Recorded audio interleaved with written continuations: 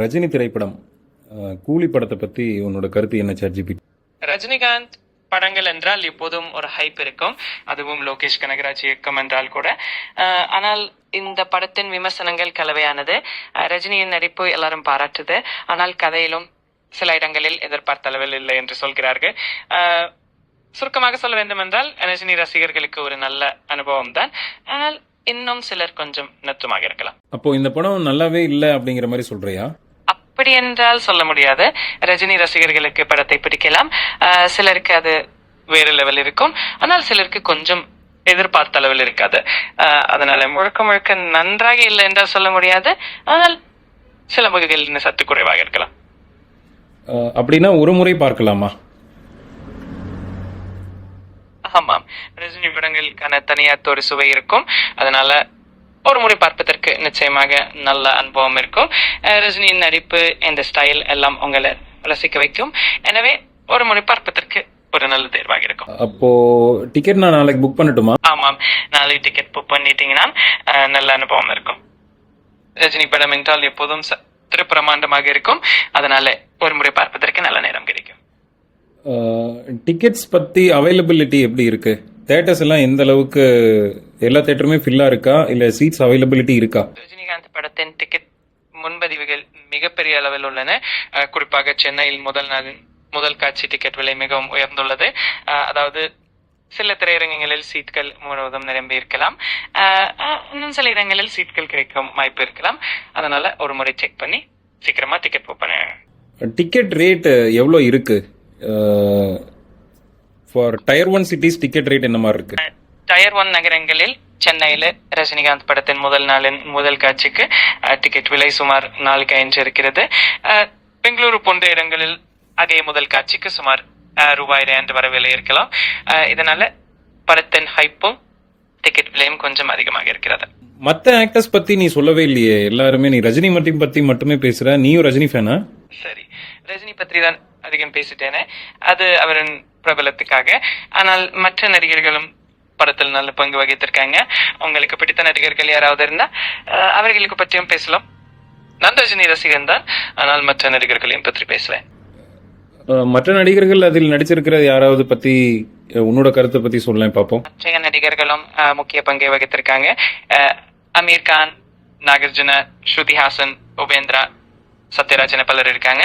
அமீர் கானின் பங்கும் படத்தில் நல்லது என்று சொல்லப்படுகிறது, ஆனால் சிலர் கதையின் மிகத்தை குறைச்சி சொல்லி இருக்காங்க. சத்யராஜ் மற்றும் நாகார்ஜுனா போன்றவர்கள் கடைசியில் அவர்களது பங்கை சிறப்பாக நிறைவேற்றி இருக்காங்க. எல்லாரும் சேர்ந்து படத்துக்கு ஒரு நல்ல அனுபவத்தை தராங்க. இல்ல நாகார்ஜுனா ரோல் எந்த அளவுக்கு இருக்கு?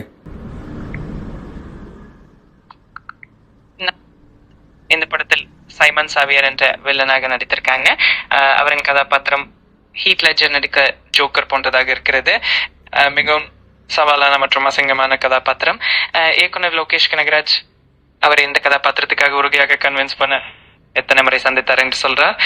நாகார்ஜுனா அந்த வேலையின் தீவிரத்தை பார்த்து மனித இயல்பில் எவ்வளவு தீவிரமான தீமை இருக்க முடியும் என்று கேள்வி எடுத்துட்டு இருக்காரு.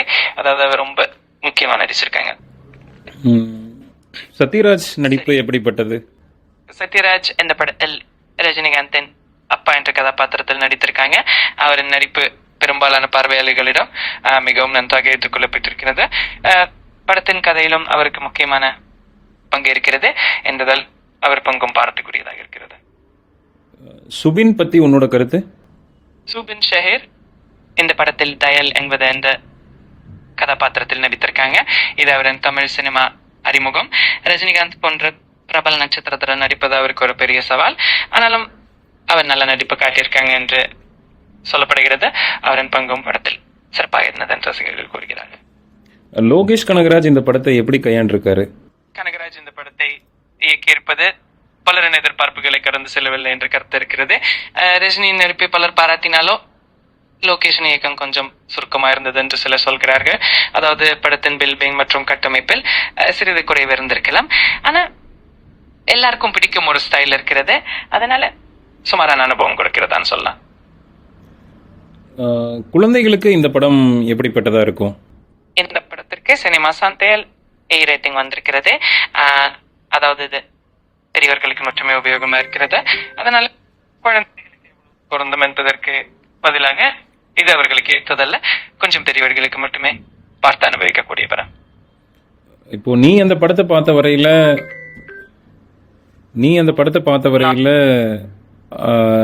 குழந்தைகளுக்கு இது ஏற்றதில்லைன்னு சொல்ல வரையா? ஆமாம், எனது தகவல்கள் அடிப்படையில் இந்த படம் குழந்தைகளுக்கு ஏற்றதல்ல என்பது சொல்லலாம். ஆனால் நீங்கள் பார்த்த உங்கள் அனுபவத்தை பகிர்ந்து கொள்ள விரும்பினால் அதுவும் ஒரு வேறு பார்வை அளிக்கும். எனக்கு தெரிந்த தகவல்கள் எழுதி சொல்லியிருக்கேன். இப்போ நான் நாளைக்கு என்னோட குழந்தைங்களை நான் இந்த படத்துக்கு கூட்டிட்டு போக வேண்டாமா?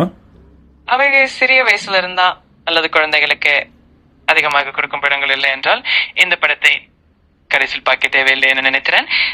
பெரியவர்களுக்கு சற்றே ஏற்றமான படம் என்பதால் நல்லது சுற்றும் பெரியதாக இருக்கணும். Okay, thank you GPT.